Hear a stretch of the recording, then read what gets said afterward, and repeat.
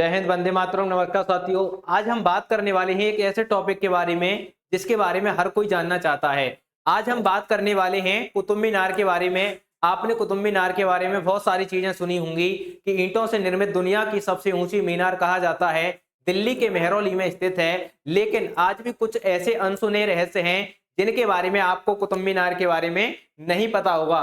तो इस क्लास में हम बात करने वाले हैं कुतुब मीनार के बारे में, एक एक पॉइंट को बहुत अच्छे से समझने वाले हैं और कैसे इसका निर्माण हुआ, किसने निर्माण कार्य प्रारंभ किया था और किसने निर्माण कार्य पूरा किया। तो चलिए सभी चीजों के बारे में इस क्लास में हम बात करने वाले हैं। तो आ जाइए सभी। तो जैसे कि आपको पता है कुतुब मीनार के बारे में अगर हम बात करें तो कुतुब मीनार कहां पर स्थित है? आपका दिल्ली के मेहरौली में स्थित है। जिसका निर्माण कार्य किसने प्रारंभ किया था? तो दिल्ली सल्तनत का जो संस्थापक कहा जाता है वो कहा जाता है आपका कुतुबुद्दीन ऐबक को। किसे कहा जाता है दोस्त? कुतुबुद्दीन ऐबक को दिल्ली सल्तनत का संस्थापक कहा जाता है। और जब दिल्ली सल्तनत की स्थापना होती है तो दिल्ली सल्तनत का जो पहला शासनकाल हुआ करता था उसे गुलाम वंश कहा जाता था, जिसका पहला शासक हुआ आपका कुतुबुद्दीन ऐबक। तो ऐसा कहा जाता है कि 1199 में इसका निर्माण कार्य प्रारंभ किया था आपका कुतुबुद्दीन ऐबक ने। लेकिन 1210 में कुतुबुद्दीन ऐबक की मृत्यु हो जाती है और मृत्यु के बाद जो इसका निर्माण कार्य था वो आपका पूरा कराया था इल्तुतमिश ने। तो चलिए सभी चीजों के बारे में समझते हैं। देखिए ये आपको यहाँ पर दिखाई दे रही होगी, ये है आपकी कुतुब मीनार जो कि ईंटों से निर्मित दुनिया की सबसे ऊंची मीनार कही जाती है। जब हम बात करते हैं कुतुब मीनार के बारे में तो ये कहां पर स्थित है? तो ये दोस्त आपके दिल्ली, भारत की राजधानी दिल्ली में स्थित है। और इसकी हाइट के बारे में बात करें तो हमें हाइट मिलती है 72.5 मीटर। ठीक है, लेकिन इसकी हाइट आपको ध्यान रखनी है कि कितने मीटर है? 83 मीटर है। लेकिन अगर आप गूगल पर सर्च करोगे तो ये वाली हाइट आपको वहां पर दिखाई देगी। ठीक है, चलिए आगे चलेंगे, आगे बात करेंगे।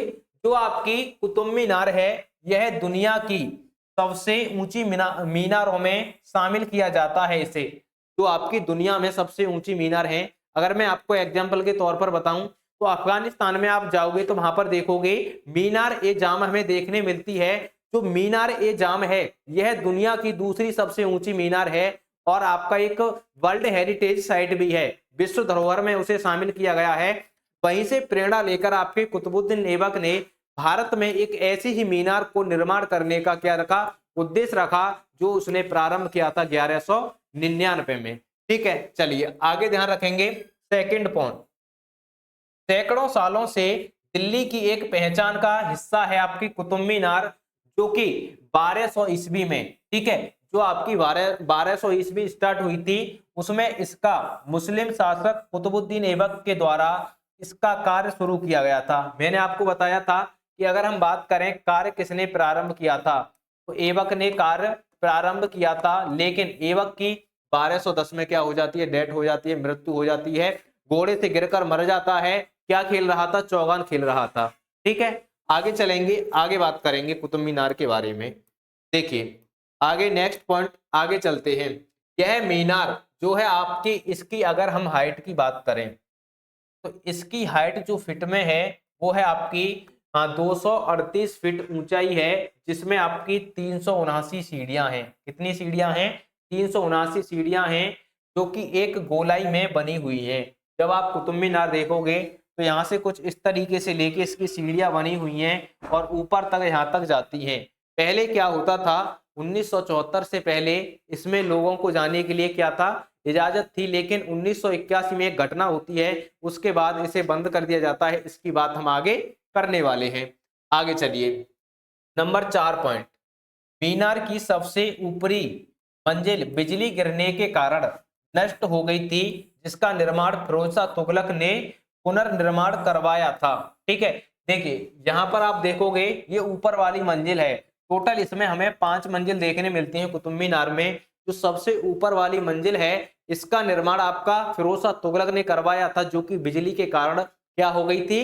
गिर गई थी। कब करवाया था? तो 1368 में इसका निर्माण करवाया था फिरोज शाह तुगलक ने। आगे चलेंगे, आगे देखिए, आगे ध्यान रखना है नंबर 5 पॉइंट, ये हमारे लिए इंपॉर्टेंट है। इंपॉर्टेंट क्यों है? मैंने आपको बताया था कि कुतुब मीनार में यहाँ पर एक गेट देखने मिलता है। क्या देखने मिलता है? एक गेट देखने मिलता है और इससे होकर ऊपर यहाँ पर बहुत सारी सीढ़ियां जाती थी। कुछ इस तरीके से मैंने आपको बताया भी था, इसमें सीढ़ियां हमें देखने मिलती थी और यहाँ तक लोग जा सकते थे। लेकिन होता क्या है, 1974 से पहले जो आम जनता हुआ करती थी, मीनार के शीर्ष तक पहुंचने की अनुमति थी। तो यहाँ से स्टार्ट होके आप यहाँ तक जा सकते थे। कब? 1974 से पहले। लेकिन एक घटना होती है 4 दिसंबर 1981 को। 4 दिसंबर 1981 को एक घटना होती है। होता क्या है कि यहाँ पर एकदम बिजली गुल हो जाती है और यहाँ पर बहुत सारे लोग इसमें ऊपर चढ़े हुए थे और जब बिजली गुल हो जाती है, छोटी छोटी सीढ़ियां थी, तो यहाँ पर क्या हो जाता है, अफरा तफरी मच जाती है, लोग इधर उधर भागने लगते हैं। तो करीब यहाँ पर 45 लोगों की मृत्यु हो जाती है। क्या हो जाता है भैया? यहाँ पर 45 लोग मारे जाते हैं और उसके बाद इसे जो सार्वजनिक लोग हुआ करते थे उनके लिए बंद कर दिया जाता है और आज भी इस पर ताला लगा हुआ है, इस पर कोई भी लोग ऊपर नहीं जा सकते हैं। ठीक है, यहाँ तक की चीज आपको ध्यान रखनी है। आगे चलेंगे।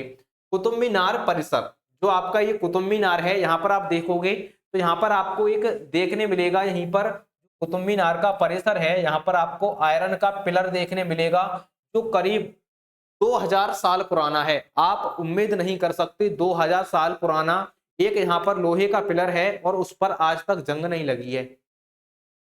उसके पीछे वैज्ञानिक इतना शोध करते हैं कि आखिरकार यह किस वस्तु का बना हुआ है कि इस पर आज तक जंग नहीं लग पाई है। तो भाई यहाँ पर एक पिलर है जो कि 200 बरस से अधिक समय से यहाँ पर खड़ा हुआ है और यहाँ पर जंग भी इस पर नहीं लगी है।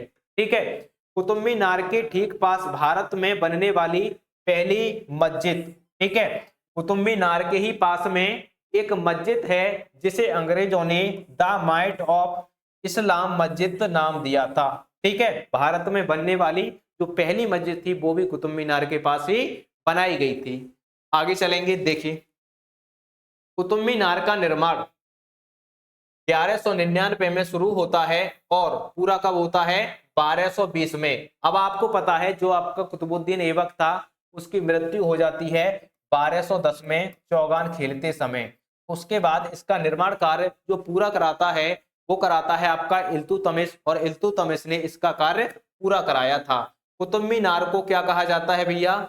इसे कहा जाता है कुतुब उल दिन ऐबक उल दिन इल्तुतमिश एंड फिरोज शाह तुगलक। अब इतने नामों से इसे क्यों जाना जाता है? क्योंकि जैसे मैंने आपको बताया था इसका निर्माण कार्य किसने स्टार्ट किया था? ऐबक ने किया था। उसके बाद पूरा किसने किया? तो इल्तुतमिश ने किया। और बाद में जो ऊपर वाली मस्जिद थी वो गिर जाने के कारण इसका निर्माण किसने करवाया था? FST। FST की फुल फॉर्म होती है फिरोज शाह तुगलक। इसीलिए यहाँ पर हमें तीनों नाम भी देखने मिलते हैं। आगे चलिए। नेक्स्ट, कुतुब मीनार को विजय मीनार भी कहा जाता है। क्या कहा जाता है? विजय मीनार भी कहा जाता है। 12वीं शताब्दी का यह स्मारक दिल्ली में अंतिम हिंदू साम्राज्य के शासन के अंत को दर्शाता है। जब 1200 से पहले आपको पता है 1191 1192 में दो तराइन के युद्ध लड़े गए थे। वहां से भारत में जो एक हिंदू साम्राज्य हुआ करता था उसका क्या माना जाता है? समाप्ति मानी जाती है। और जो आपका एक मुस्लिम साम्राज्य था वो उभर कर कहीं ना कहीं भारत में आ जाता है। और जो सबसे पहली जो स्थापना हुई थी वो हुई थी दिल्ली सल्तनत की। किसकी स्थापना हुई थी दोस्त? दिल्ली सल्तनत की स्थापना होती है जिसका संस्थापक आपका ऐबक था। ठीक है, अब देखिए नंबर 12 की पॉइंट नंबर 12 की बात करेंगे। पूरे मीनार को लाल बलुआ पत्थर और संगे मरमर से बनाया गया है। अब देखिए यहाँ पर आपको लाल बलुआ पत्थर भी देखने मिलेगा इसमें, और कहीं कहीं इसमें हमें संगे मरमर भी देखने मिलता है। तो ये सारे पॉइंट आपको ध्यान रखने थे। आगे चलेंगे, आगे बात करेंगे पॉइंट नंबर 13। देखिए, अब जो आपका कुतुब मीनार है कई दूसरे स्मारकों जैसे यहाँ पर आपका अलाई दरवाजा है आपका, ठीक है, अलाउद्दीन का मदरसा है यहीं पर, ठीक है, और मकबरा है, इमाम जमीन का मकबरा है, इल्तुतमिश का मकबरा है आदि। इन सारे मकबरों को मिला के जो आपका कुतुब मीनार है इसे कुतुब मीनार परिसर कहा जाता है। क्या कहा जाता है? कुतुब मीनार परिसर कहा जाता है। इसी कुतुब मीनार परिसर को 1993 में यूनेस्को में शामिल कर लिया गया था। वर्ल्ड हेरिटेज साइट का दर्जा दिया गया था। ठीक है, आगे पॉइंट नंबर 14 की बात करें कि कुतुब मीनार का नाम दिल्ली सल्तनत के पहले मुस्लिम शासक कुतुब उद दीन के ऐबक के नाम पर रखा गया था। लेकिन देखिए इसका नाम किसके नाम पर रखा गया था, इसके पीछे हमें दो कारण देखने मिलते हैं। एक तो दिल्ली सल्तनत का संस्थापक कुतुबुद्दीन ऐबक को कहा जाता है, तो कुछ लोग ऐसा मानते हैं कि कुतुब मीनार का जो नाम रखा गया था कुतुबुद्दीन ऐबक के नाम पर रखा गया था। लेकिन कुछ इतिहासकार इन चीजों को क्या मानते हैं कि एक सूफी संत हुआ करते थे ख्वाजा कुतुबुद्दीन बख्तियार काकी, ख्वाजा कुतुबुद्दीन बख्तियार काकी, उनके नाम पर इसका नाम कुतुब मीनार रखा गया। तो हमें दोनों चीज यहाँ पर ध्यान रखनी है कि कुछ इतिहासकार क्या मानते हैं कि कुतुब मीनार का नाम मशहूर मुस्लिम सूफी संत ख्वाजा कुतुबुद्दीन बख्तियार काकी के नाम पर रखा गया था। तो दोनों ही चीज आपको ध्यान रखनी है। आगे चलेंगे, आगे देखिए कुतुब मीनार के आकर्षण की वजह से यूनेस्को ने इसे 1993 में भैया विश्व धरोहरों की लिस्ट में शामिल कर लिया। इसे दुनिया के जो विश्व धरोहरें होती हैं उसमें शामिल कर लिया गया कुतुब मीनार को, क्योंकि सबसे पहले आपका दिल्ली सल्तनत का काल स्टार्ट होता है, करीब 300 सालों तक दिल्ली सल्तनत का काल चलता है। उसके बाद 1526 से लेके और 1707 तक मुगल साम्राज्य चलता है। उसके बाद अंग्रेज आ जाते हैं। करीब 800 सालों से भारत के इतिहास की साक्षी गवाह रही है आपकी कुतुब मीनार। आगे चलेंगे, आगे ध्यान रखना है कुतुब मीनार की खूबसूरती केवल देश में ही नहीं बल्कि पूरी दुनिया में इसकी जान पहचान है। और पूरी दुनिया में आप कहीं पर घूमने जाओ, मात्र कुतुब मीनार का नाम ले देना, आपको सब बता देंगे कहां पर है, कि दिल्ली के मेहरौली में स्थित है। तो ये सभी जानकारियां थी आपकी कुतुब मीनार के बारे में। इतने सारे पॉइंट माने आपको एक ही वीडियो में बता दिए हैं। आप अगर किसी भी एग्जाम की तैयारी कर रहे हो तो वहां पर इससे कुछ ना कुछ क्वेश्चन आपके पूछे जाते हैं। तो ये थी आज हमारी वीडियो कुतुब मीनार के बारे में। अगर आप किसी भी एग्जाम की तैयारी कर रहे हो, ग्रुप डी हो गया, एनटीपीसी हो गया, या कोई आपका अन्य वनडे एग्जाम है, तो उन सभी की तैयारी करने के लिए आप जुड़ सकते हो एग्जाम विधि ऑफिशियल ऐप पर, जो कि आपको प्ले स्टोर पर मिल जाएगा। आप अगर ग्रुप डी की तैयारी कर रहे हो, आने वाले टाइम में बहुत ही बड़ी वैकेंसी है आपकी ग्रुप डी। तो मैं आपको बता देता हूं ग्रुप डी के लिए। देखिए ग्रुप डी का यहाँ पर रोजगार बैच आ चुका है एग्जाम विधि का, जिसका ऑफर मूल्य अभी चल रहा है मात्र 199 रुपए। अगर आप इसे अभी ज्वाइन कर सकते हो तो आपको ये मात्र 199 रुपए में मिलेगा। और यहाँ पर आपको हैंड रिटेन नोट्स और ई बुक बिल्कुल फ्री ऑफ कॉस्ट मिलने वाली हैं। और जिसकी फीचर्स क्या क्या रहने वाले हैं, तो फ्री ई बुक मिलेंगी, यहाँ पर लाइव क्लासेस अनलिमिटेड व्यू कितनी भी बार देख सकते हो आप, बेस्ट फैकल्टी आपको पढ़ाएगी, पीडीएफ मिलेंगी, क्लास नोट्स मिलेंगे, हैंड रिटेन नोट्स मिलेंगे। ये सारी चीजें आपको इस बैच में मिलने वाली हैं। तो जल्दी से जल्दी इस बैच को ज्वाइन करें। ऐसी वीडियो में मिलते हैं नेक्स्ट। जय हिंद।